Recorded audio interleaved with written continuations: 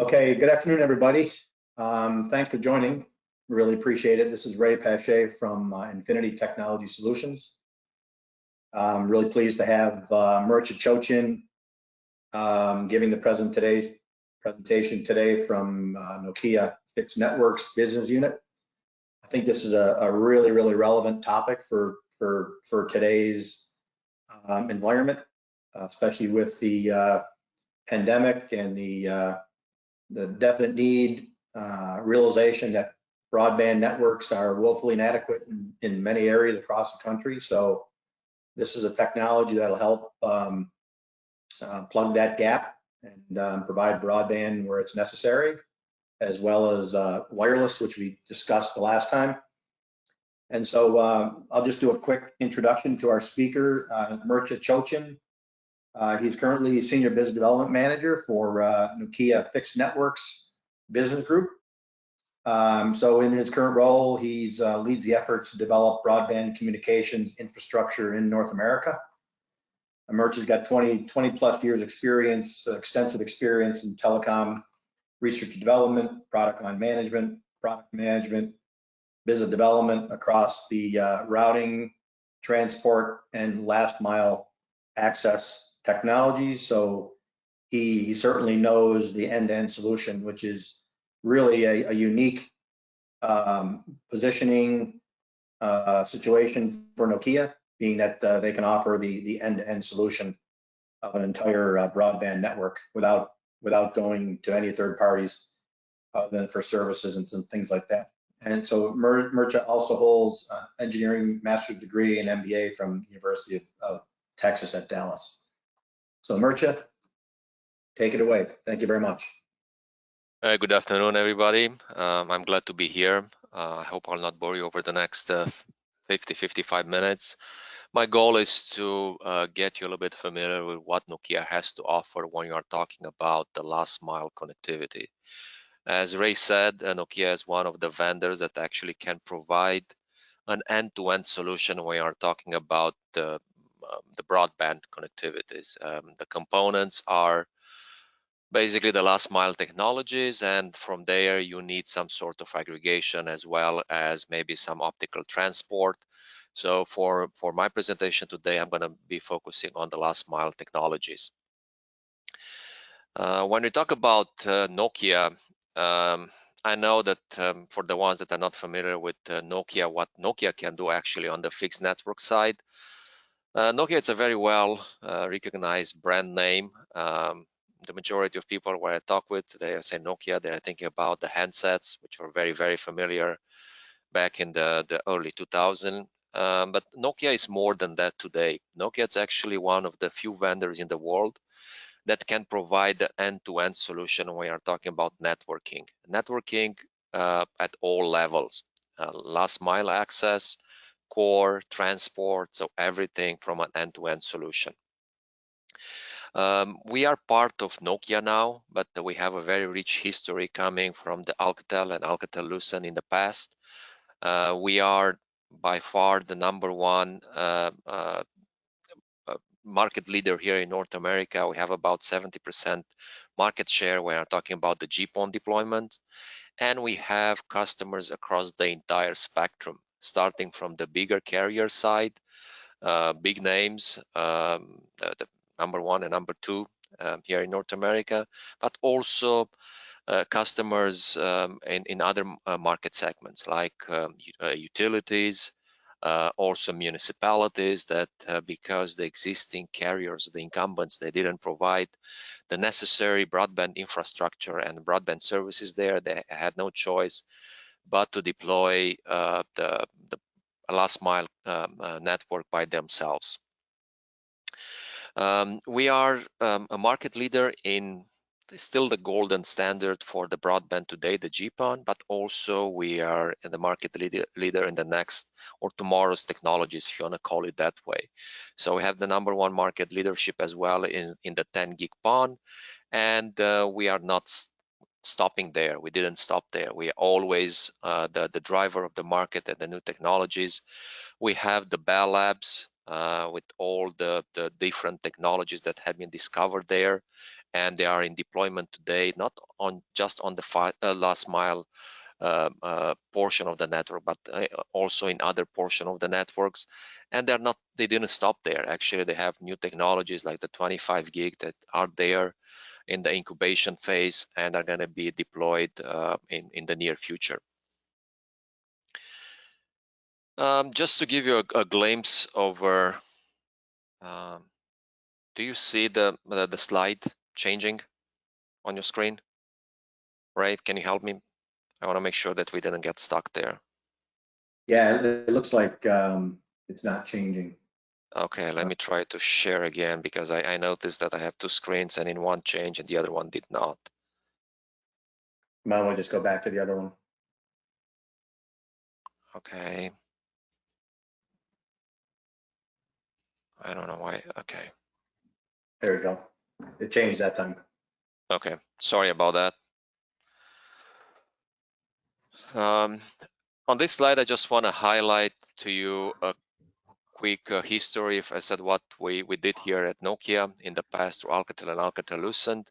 We started back in the early 90s with the technologies available at that time in the market, the DSL, and we continue the investments, and also we drove the new technologies and deployment of the new technologies into the network and powering the biggest networks in the world today. We are pretty much the first one that we had the commercially deployed GPON networks. We are the first ones here in North America that we deploy the 10 gig XGS PON network, and we are continue to innovate in this market segment. We are developing new technologies, and we are pushing the boundary all the time. When you are talking about the last mile connectivity and the gigabit connectivity, we can look at three main challenges. One is actually how you are going to reach the end users. I mean, when reaching the end users can be done in multiple ways. The ultimate goal for every single broadband last mile connectivity is going to be to provide fiber. But sometimes fiber, it's expensive to deploy. I mean, even if you can make it, let's say you can make the business case to deploy the fiber, you might not have the right of ways, right? So if fiber is not economically efficient to be deployed there, then are other technologies like the fixed wireless access, and sometimes even the old copper, it's still a good solution, especially when you're talking about the MDUs. When I'm talking about the MDUs, if the owners of the MDU are going to allow you to put fiber to every single apartment, that's really the way to do it. But sometimes they're not going to give you access. So what you'll have to do, you'll have to reuse what they have there, which is typically twisted pair or coax. So when I talk about the broadband connectivities, you have three different ways to reach to the end users. One is fiber, and it's the most preferred one by far because of the operational simplicity as well as the speeds that can be provided there. But what I want to highlight is that other technologies are available there. One is the fixed wireless access, and the other one is the copper technologies like G.fast, for instance. Here at Nokia, we have the platforms that can address all these different possibilities to provide the broadband. Again, fiber, fixed wireless access, as well as on the copper.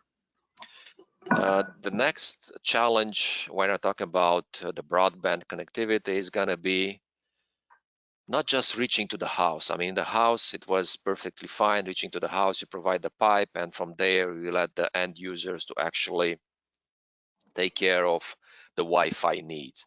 What we've seen happening over the last 4, 5, 6 years is actually the customer perception regarding the quality of the broadband network. It's almost similar with basically the quality of their Wi-Fi experience in their home.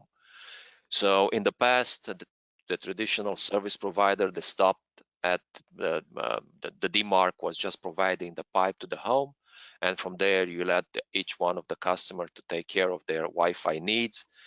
And we see now a trend that actually the service provider, they try to enter into the home, providing the Wi-Fi tools to increase the customer satisfaction, because I said that the increasing the customer satisfaction is perceived as increasing the quality of the network, and in that way you are reducing the churns.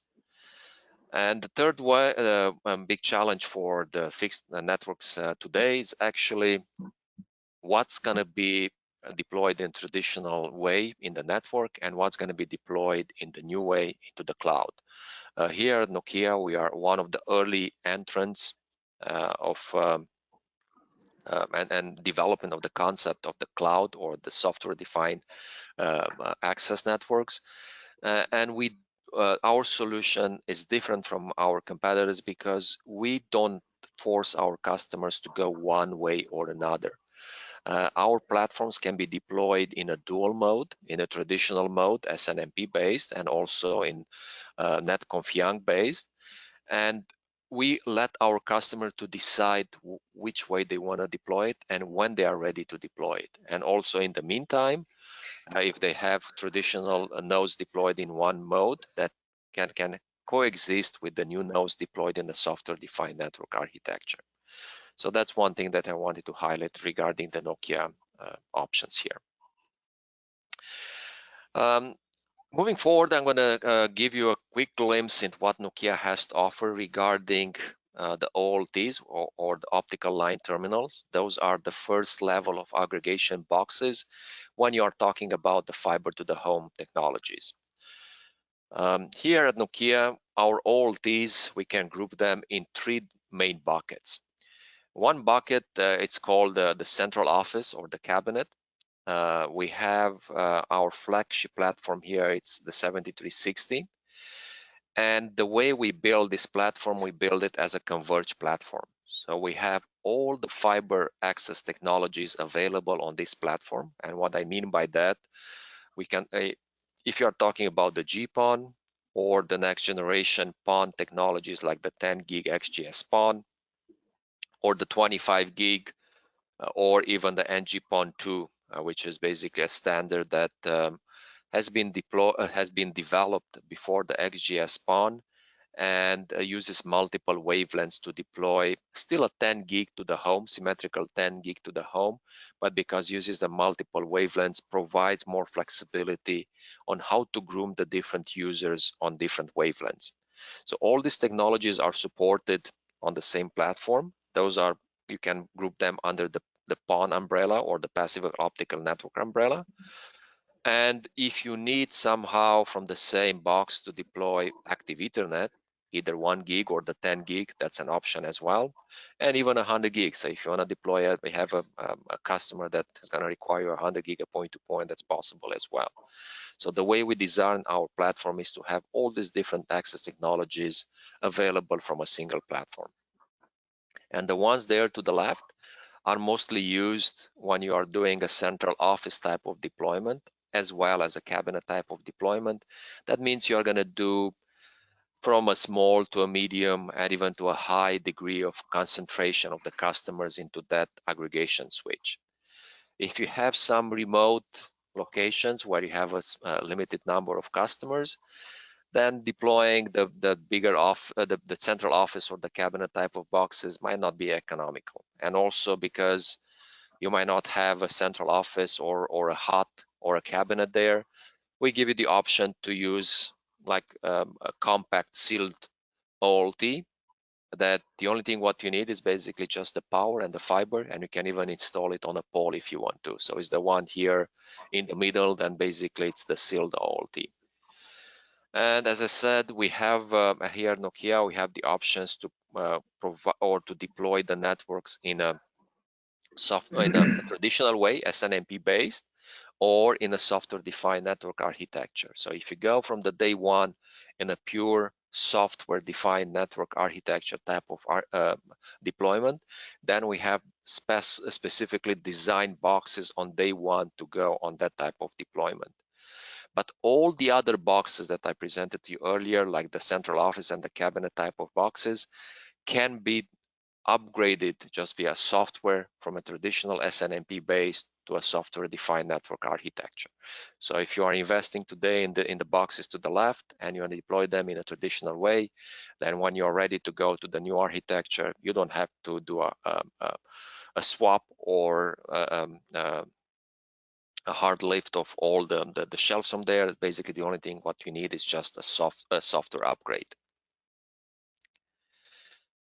One thing that I want to highlight about Nokia, what's different from our competitors, is actually that we are developing our own chipset to be able to keep the pace with the different type of technologies coming out when you're talking about the last mile technologies, as well as to be able to increase the flexibility of the different services that are going to be provided from our boxes. So we took the step to develop our own chipsets, and those are extremely important. They become extremely important when you're talking about the tomorrow's technologies like 25 gig, the 10 gig, and also very low latency technologies when you're talking about the 5G type of transport deployments. By doing that, we also provide something unique for in this market segment. It's actually we have the concept of universal line card. What we mean by that is that you have one line card, and on that line card we can support different type of optics, and those optics are supporting different type of PON technologies. And I'm going to show you one of the on the slides down the road what down the slide deck what I mean by that. So the idea is that on a single line card you can have, for instance, one PON port supporting GPON customers. Another customer can be XGS PON, another PON port, and another one can be even the 25 gig, and also have the option to support the multi-PON optics. In that case, you have a GPON or an XGS PON basically deploy from a single PON port, and you don't need to have two separate line cards, and also you don't need to have two separate optics to do that. Again, just a quick highlight of our 7360 ISAM platform. We have here three different shelf types. One is an FX4, one is an FX8, and one is an FX16. The 4 and the 8 and 16 basically means how many line cards you can put in each one of these shelves. They all share the same line cards as well as the same network cards, which makes it extremely easy from the operational point of view, because you don't have to spare different line cards and different NT cards. And also the software is the same on all three shelves. That means all the features available in one box are available on all three of the boxes. The reason why we have three different shelf sizes here is because we try to accommodate as many deployment models as possible. If you're talking about the big carriers, they want to have more of a centralized type of access network deployment. So in that case, they're going to need bigger shelves.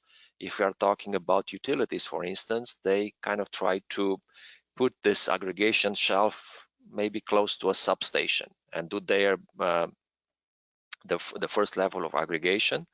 And because the real estate is very expensive in those areas, you try to optimize the footprint that you're going to take with the shelf there. So that's why the reason why you have the FX4 or an FX8.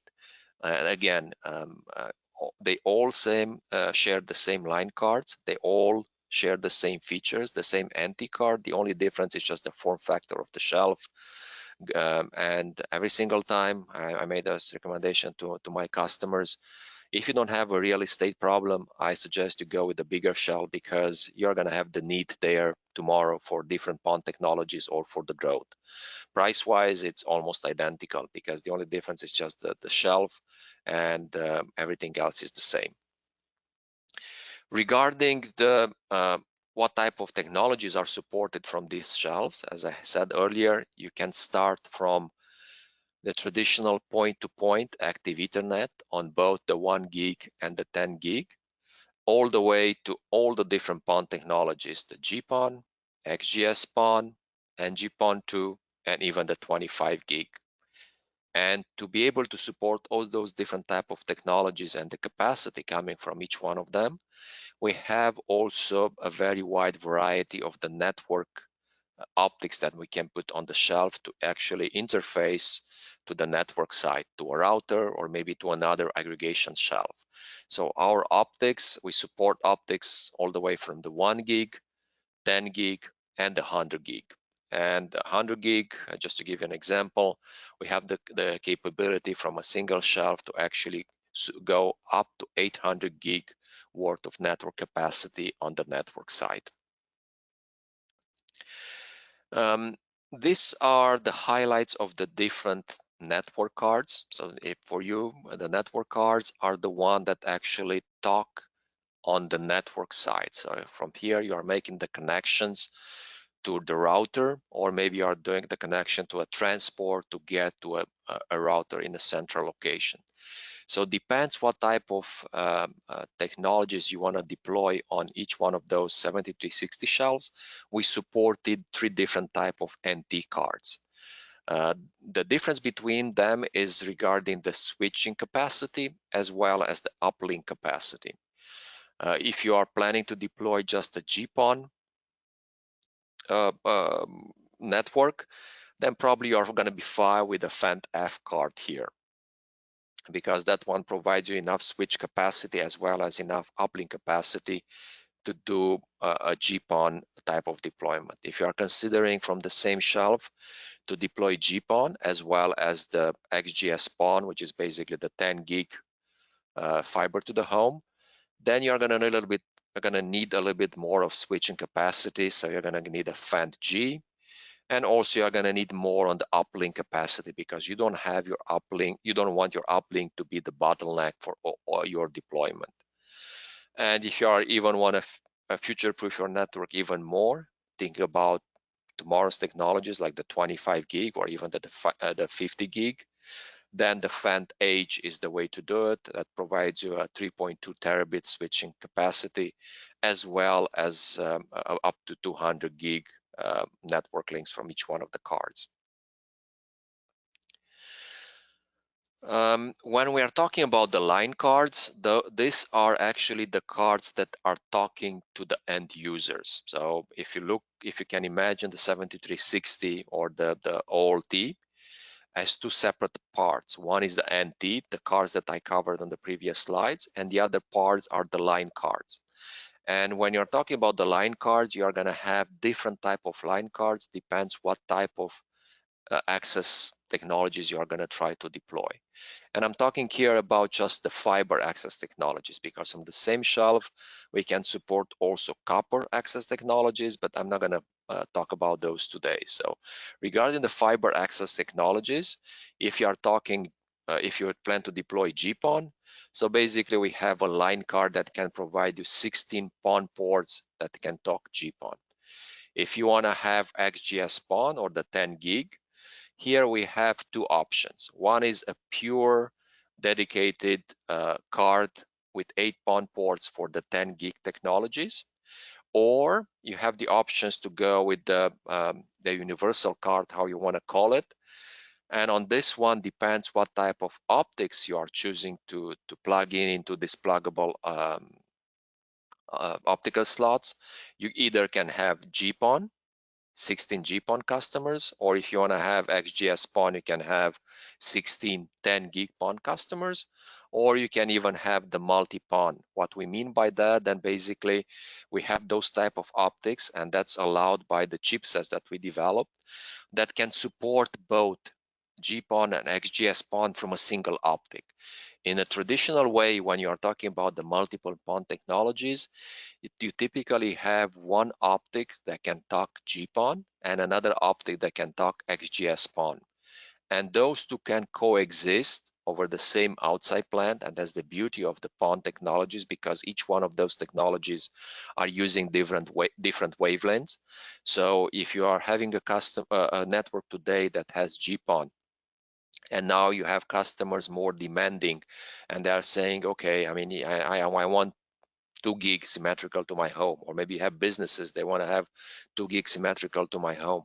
That's something that cannot be done with the GPON, but can be done with the 10 gig PON. And to don't make any changes to the outside plan, because that's the most cost prohibitive thing. The GPON or the 10 gig XGS PON uses different wavelengths, so you can have over the same outside plan. Outside plan, I mean here a splitter. One customer, let's say from the port number 1 on the splitter, can be on the GPON, and then the next customer on the port number 2 on the splitter can be on XGS PON, and they can coexist for as long as you want. So going from one technology to another doesn't require a forklift, and that's an advantage when you're talking about the PON technologies in general, because you're going to have multiple customers and you're trying to fulfill their needs with using different PON technologies, and you don't need to do a forklift going from one PON technology to another to address the new customers or the new customer requirements. And also in our universal card, we are already ready to support the next generation PON technologies, which is going to be the 25 gig. And the 25 gig is not necessarily needed for the residential at this point. It's needed just to give you another use case for your network once you deploy the network. And that use case is actually try to address the transport for the mobile networks. Transport, I'm very careful here, not saying the backhaul, because the transport can mean 3 different things. Can be the backhaul, can be the middle haul, as well as the front haul. So with the 25 gig technologies now, you are able to address that. And it's going to be a need that's going to be more, it's going to become more and more important as soon as the 5G rollout are going to pick up speed. The difference between the traditional LTE and the 5G is with the LTE, from a cell tower, you can cover a radius of miles, sometimes 7 to 10 miles. When you're talking about the 5G, that radius goes significantly lower. You're talking about maybe 1,000 foot. And in that case, that means you're going to need to do the backhaul of that cell tower somehow. And for the traditional carriers, especially in the rural area, it's very hard to do that. So they're going to ask the existing the existing network owners there if they can offer the possibility to use their network and lease circuits to do the mobile backhaul. So that's another use case for your network. Even if you are deploying your network today for residential broadband, providing mobile backhaul for carriers, that's one use case as well. The other 2 line cards that I show you here are called the Felt B and the Felt C. Those are dedicated line cards for the GPON, as well as the not the GPON, point-to-point 1 gig, as well as the 10 gig. So from the same shelf, if you have a customer that said, I don't want to have your circuits go over a PON, I want to have a dedicated circuit, that point-to-point circuit that we support also 1 gig as well as the 10 gig circuits. Here is just an illustration. I already touched briefly the possibility to use different PON technologies over the same outside plan. As you can see here, prior to hit the splitter on the left side, which is basically the feeder side of the splitter, you can put different type of PON signals in there, different wavelengths. So you can have GPON, XGS PON, and I said NG-PON2 or 25 gig and so on. And that inverse splitter or combiner basically combines all those wavelengths, and before you hit the feeder side of the splitter, you have a single fiber there and have all those signals in there. And when you reach, let's say, the first customer, the green one here, that one is going to have a GPON ONT. So it's going to talk GPON to the OLT, and it's going to basically filter out all the other frequencies like XGS PON or the 25 gig. As you can see here on the same splitter, you can have the customer in blue here, and that can be a 10 gig customer. And basically the only thing what you need to do there is just to put a 10 gig ONT that can talk 10 gig, and is going to listen to that wavelength specific, and you can see here the different wavelengths from the different technologies, and it's going to filter out the wavelength that doesn't belong to the technology that was built for. So in that way you can have the different type of PON technologies deployed over the same outside plant, which is extremely important because, as I highlighted earlier, the outside plant cost and making changes to the outside plant is basically the most expensive thing when you are doing fiber to the home deployments. And just to put also in perspective, when you're doing fiber to the home deployment, the electronics typically are not more than 15 to 20%. 80% of the expenses are actually in the outside plant, in the labor to deploy that fiber into the field as well as into the splitters. So when we're talking about Nokia, we have two different ways to support different PON technologies over the same network. One way is, as I showed you earlier, is basically having dedicated line cards. One line card like the one here in green, the GPON LT that talks GPON. And the other card next to it is in blue is the XGS PON line card that talks 10 gig. And you're going to have a fiber going from a PON port here, a green fiber, and the other one going from the 10 gig XGS PON line card, and it's going to talk 10 gig. So you have this coexisting element that can combine those two wavelengths, and you can put that coexisting element anywhere between the OLT and the splitter. And in that way, you can have over the same network GPON and XGS PON customers. Today, that becomes very handy when you are trying to don't go only after the residential broadband, but also you want to serve businesses. And sometimes the businesses are demanding, they are asking for a committed rate, of symmetrical committed rate, sometimes more than 1 gig or 2 gig or 3 gig. So in that way, the one efficient way to address the needs of those businesses is just deploying XGS PON.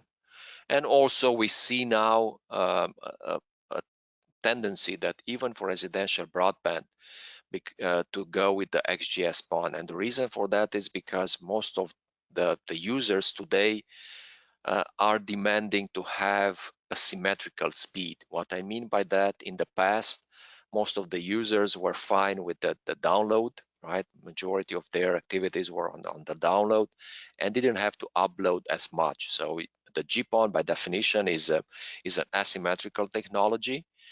Always is going to provide higher speeds on the download and lower speeds on the upload. Today, with a lot of people working from home, and also with telemedicine and all the businesses, then the demand for the upload speed, it's increasing. So that's another reason why XGS PON is basically the technology that is going to be deployed in the future. Not that far, probably we're going to already see some of the customers deploying XGS PON by default to go to residential, but probably next year, if not next year, in 2 years, they're going to have more deployments on XGS PON going for residential than the GPON going for residential. So as you can see here on the upper part of the slide, one way to do it is when you have GPON and XGS PON coexisting in the same network, it's using dedicated line cards. And one way unique to Nokia is basically you have the universal line card and you have the optics that can talk both GPON and XGS PON, so eliminate the need of that coexist element in there. And also has certain advantages for the service providers, because if you are deploying a network today using the GPON and you're just putting that fiber into the splitter, and tomorrow you want to have XGS PON, that means you need to cut the fiber to put that coexisting element in between the OLT and the splitter. So that's a traffic outage. If you go with the MPM, then basically even if you don't have XGS PON customers today, you don't, when in the future, when you're ready to add 10 gig customers, you don't have to do anything. Basically, it's just put an ONT there, 10 gig ONT, and you are good to go. You don't have to make any changes to the outside plant, because in that case, on the same fiber goes to the same optic, so that optic can talk both GPON and XGS-PON. This is just a highlight of our universal line card. As I said, we can support the different type of optics in there.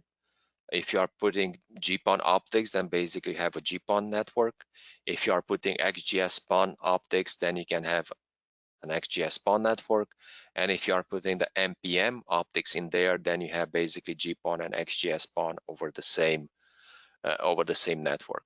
And in the future, first quarter next year, we're going to have also the 25 gig optics. So you can combine them. So you have 16 cages there. So it depends what type of optics you are putting in there. That card can work as a GPON, can work as a 10 gig XGS PON, can work as a 25 gig PON, as well as with the MPM. You don't even need a coexisting elements. The same optic can work in any of those. The idea here is to future-proof your deployment today. You are buying the card today. You are deploying it for, let's say, if you need GPON today and it's ready, XGS-PON, just plug in the optics later, or with MPM, you have it on day one. And even when I'm going to need a 25 gig, you don't need another line card. It's basically just put the 25 gig optic in there and you have it as well. So just to summarize, why Nokia regarding the OLTs? Our OLTs were built to have to future-proof as much as possible. So we're built with the different access technologies convergence in mind. So if we are deploying our solution today on our OLTs, we can give you the assurance that you are going to be able to support different customers at different speeds. So GPON, as you can see here in green, is by default. From the same shelf, you can support 10 gig XGS-PON or NG-PON to customers. Also, you can have the MPM without even having a different line card or the different optics. You can support both GPON and XGS-PON. And very soon, 25 gig, as I said, in the first quarter next year, it's going to be commercially available. And who knows what's coming? I don't know, maybe 50 gig. I mean, they already started the discussions on the new standard. So 50 gig is one of the options as well. So when our platform, we are planning to support all of this. And that's a clear differentiator versus our competitors. Their boxes, especially the GPON boxes, were designed to support just the GPON. As soon as you need to go to the next PON technologies like the 10 gig, then they require you to basically deploy another OLT and have the 10 gig to support the 10 gig side by side. With our box, you deploy, or our solution, you deploy one shelf, and in that shelf, you can have all these different technologies. So that was a quick glimpse into what Nokia has to offer on the OLT side. The second piece of the fiber to the home is basically what you have to put inside the home. So basically, in technical terms, in the industry, the name is known as the ONT, or the optical network terminal. When you're talking about the ONTs, you can classify them in so many different ways.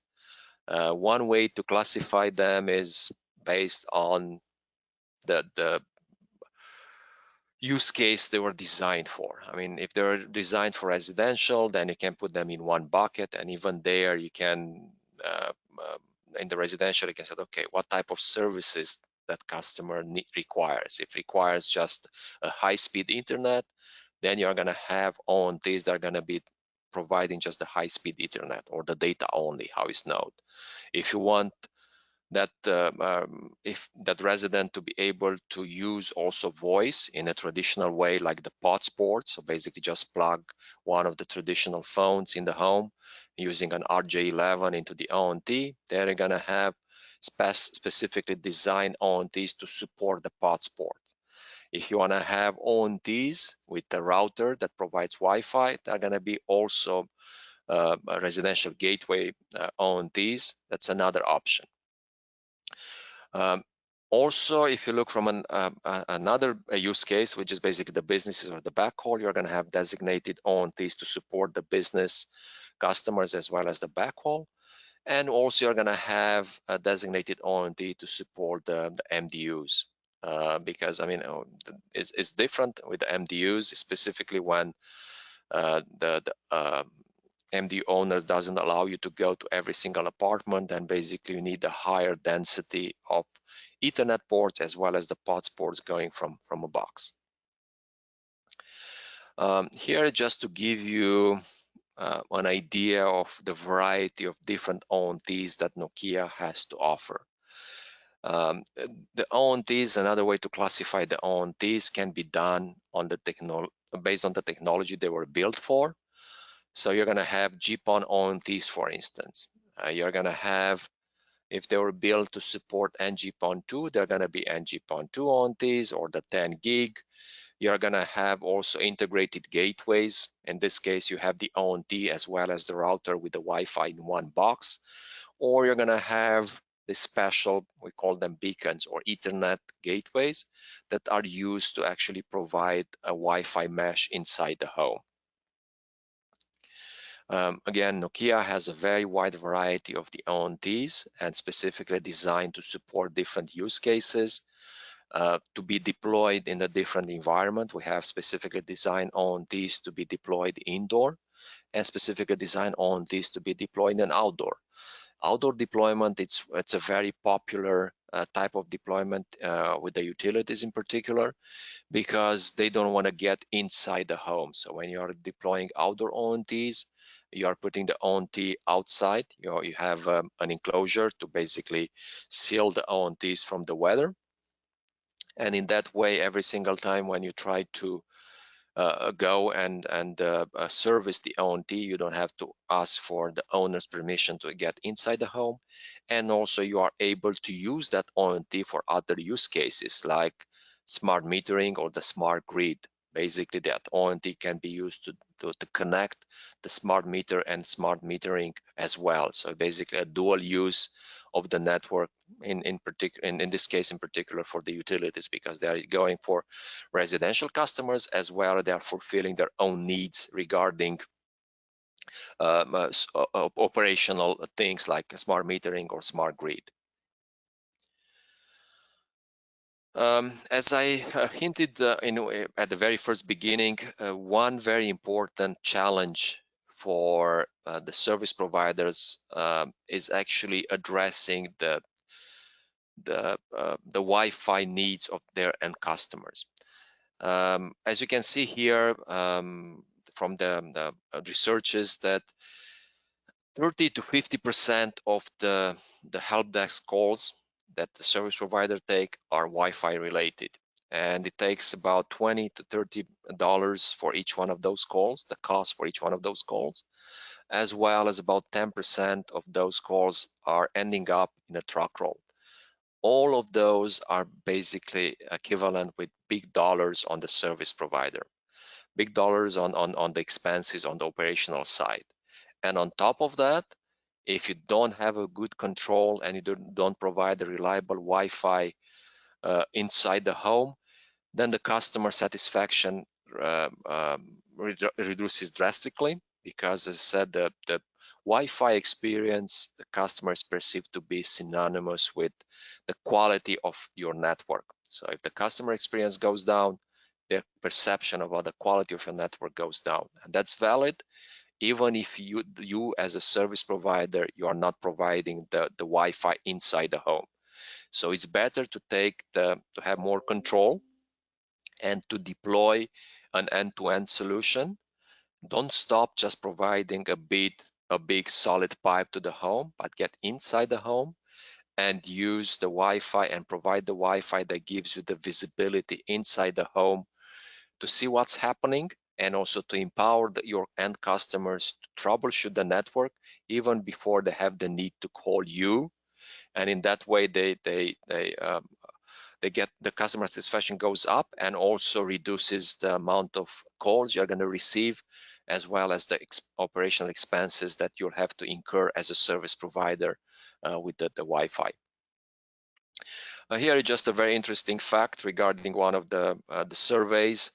Basically, the question was, when you experience issues with your Wi-Fi, who do you think is responsible to fix the problem? And as you can see here, then basically the overwhelming majority, they are saying 55, almost 60% are saying that basically it's the internet provider. And that's true regardless if you as a service provider, you are providing the Wi-Fi, or if you are just providing the pipe and the customer goes and buy the off-the-shelf Wi-Fi router, it's still perceived as being your problem, not their problem. So it's better to take the destiny in your own hands and provide the solution that gives you the concept of the whole home Wi-Fi, basically gives you visibility inside the home. So if we're talking about Nokia Wi-Fi highlights, what the benefits of our solution is, basically the end users are not even aware that they have a Wi-Fi in their network. For them, it's just a means to connect to the internet. And as long as they don't have to do pretty much anything with the Wi-Fi, that's really the goal. So basically, the idea is for them to be unaware of everything what's happening behind the scene on the Wi-Fi, on the mesh technologies. When the problems arises, to have basically an intelligent mesh technology that can fix the problems by themselves, self-healing, self-optimizing, and self-learning of the customer behaviors inside the home.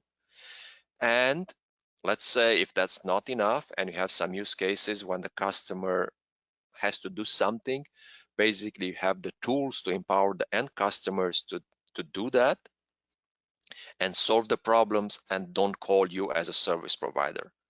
And when they end up calling you as a service provider, then basically the other highlights of our solution is you as a service provider, you are, we like to call, brilliantly informed. Basically, you have full visibility of that customer network, Wi-Fi customer network, real-time visibility into the network, and you can see exactly what's happening during that time and reduce it drastically the amount of time required to fix the Wi-Fi problems, as well as the history and analytics built in there give you a very, very good, easy way to troubleshoot.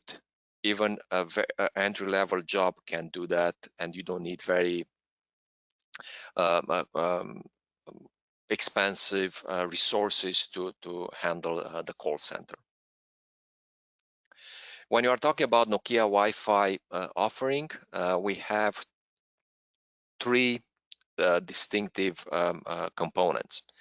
One is our routers, and we have here routers that are standalone as well as integrated routers with the ONT. We have our app, and this is something that the end customer have in their possession. And the app has dual role, is to troubleshoot and maintain the network, as well as to help with the initial installation of the mesh topology. And we have our Wi-Fi cloud platform, or the cloud controller. And actually this offers visibility to the different type of console to the service provider. So you have two different type of console. One is the home console that provides visibility inside the home at a time, and the network console provides visibility into the entire network, multiple customers at a time. This is for you as a service provider, a glimpse into what the home console looks like. Basically, you get a Wi-Fi heat map of the customer network. You get a lot of great things like the WAN speed. It has a workflow troubleshooting tool that highlights the different type of the problems that you have in the networks and recommendation to fix them. It's a real-time spectrum analyzer. Basically, you can see every single channel on the different bands, the one that interfere, and in that way you can very real-time, you can ask the customer to change the channel that that device is connected on, and it's a very easy way to fix some of the problems. You have also a history view regarding the bandwidth consumption by application, and so many different things. Just to highlight one thing here is, if the customer is going to call you, let's say on Sunday, and they are claiming that on Friday the network was slow, it's very easy to explain that basically on Friday, because all the different applications they had that actually consume the entire 50 gig that they had available to them. So it's very easy to do to pitch to them that they need to upgrade their tier. They need more than the 50 gig, which is just an example here.